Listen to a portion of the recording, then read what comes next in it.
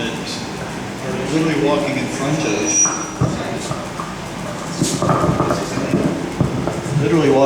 of these abandoned or empty, investment houses. London's a great example of that too.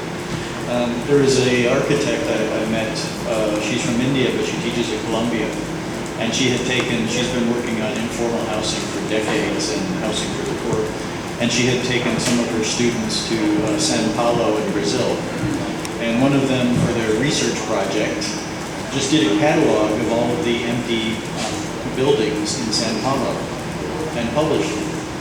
And that became the guidebook for this social movement of the squatters that occupy, the famous tower that they had in Breaking Bad.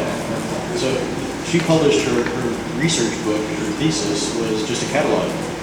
But all of the people in the social movement for accessible housing, because of the squatting laws, use this as their guidebook, even though it's about 10 years old. And so the student didn't understand that. They were just doing a documentary, right? So I think this goes back to my argument also, that architects have these vast range of soft skills and other types of things that, and the unintended consequences may not be known to you during your education, but you can have these significant influences on the road. It's a shame. When we did housing in graduate school, it was middle-class housing in a derelict industrial area, and that was about as edgy as Harvard would get, right? It's like, there are no poor, but, for the middle class, this is the dangerous area they can live in, right? And one of my friends actually proposed putting housing underneath the bridges and the highways and using all the interstitial space of the city as housing areas. And everyone got really upset at him. He's like, yeah, but architects don't touch this stuff. They only do housing for the elite. And most architects won't do housing because they can't make a profit. Right? So part of that means you have to change the financial model. This is what the scholar at Columbia University was saying. You have to change the laws in the financial model so that architects will push the bad housing out of the market and take over their responsibility, because they can solve that, but they can't survive as a business.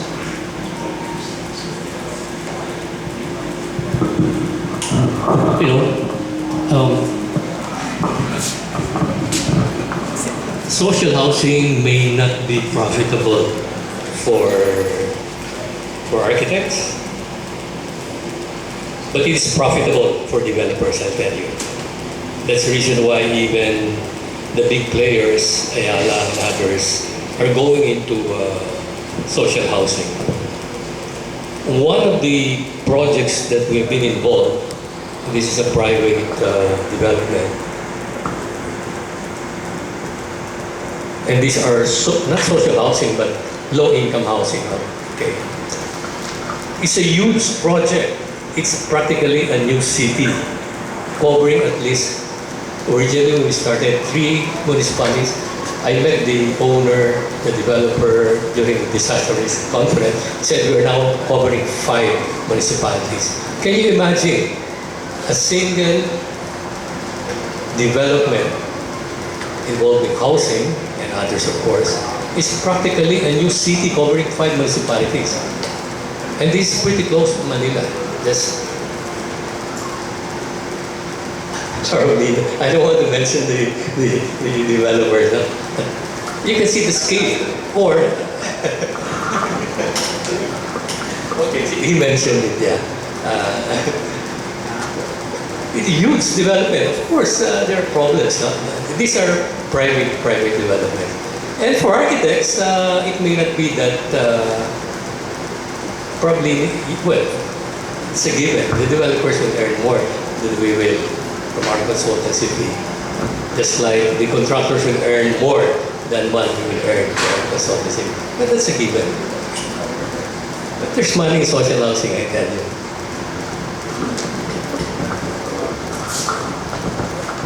I think one of the problems is a lot of this informal settlers, it's not low-income housing. It's just low income. Like, my driver probably lives in one of these. So it's not really knowing, so there is income, and that's why the developers can actually make money from it.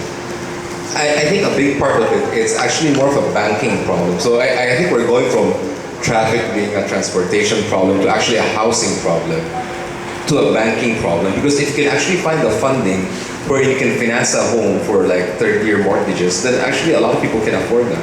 even inside the city. You don't need to offer people houses in Cavite, in wherever.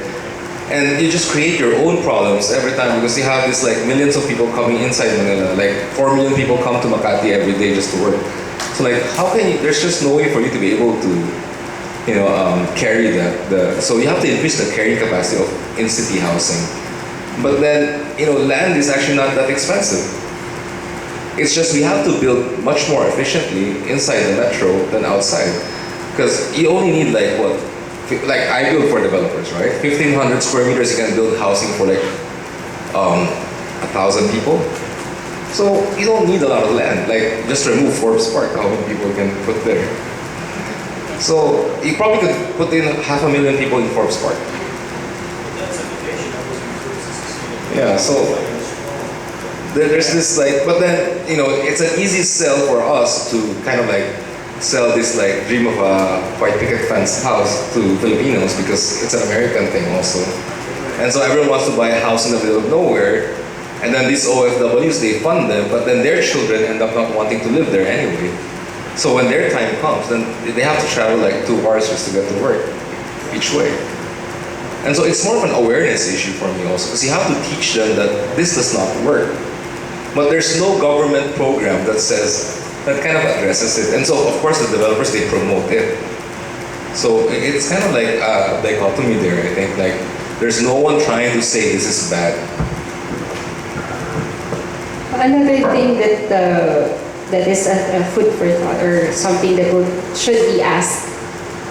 How come we architects, we have the power to actually influence the lifestyle change of acceptance of what is a house, what is the size of a house that is just sufficient and not excessive.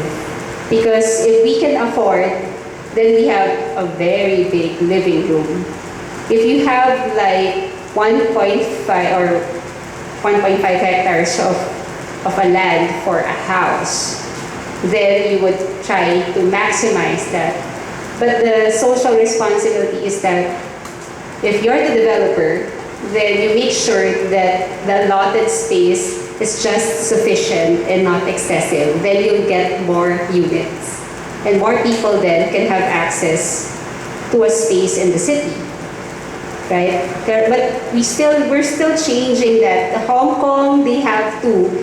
Singapore, they have to. Hong Kong particularly because they have to, it's not even as habitable in our own perspective because it's too small, it's too expensive. But you'll have a space within the city, probably walking distance or commutable to your work. Yeah, 15 square meter units, that's much better than Hong Kong. Yeah, William mentioned about in-city, why we don't have too much in-city development. See, William mentioned about in-city development, why we don't have much in-city development for social housing. Well, there are actually two reasons that have been forwarded against the in-city development. One argument is that there's no land available in the city for social housing. And the corollary arguments that if there are any left available land, it's too costly. And social housing may not be the best use for that property. The second argument against in-city development for social housing is that there's no money to build the housing units. Both arguments have been debunked over the last few years. When we were consultants at the World Bank, they had a parallel study inventorying all the idle lands in Metro Manila. They never came out formally with a report, but in our talks with the World Bank people, they said there's more than enough idle land in Metro Manila. Okay? Second argument, there's no money. Not true. During the time of Pinoy, government allotted 5 billion, not million, 5 billion pesos for social housing. What happened? Nothing. There is land, there's money, Where are the houses? The problem is somewhere else. Where? It will take another... Where? Where? Money trail. It went to the senators that you elected. The one who took the voodoo stick. Are you voters now? Yes, they are. Questions from the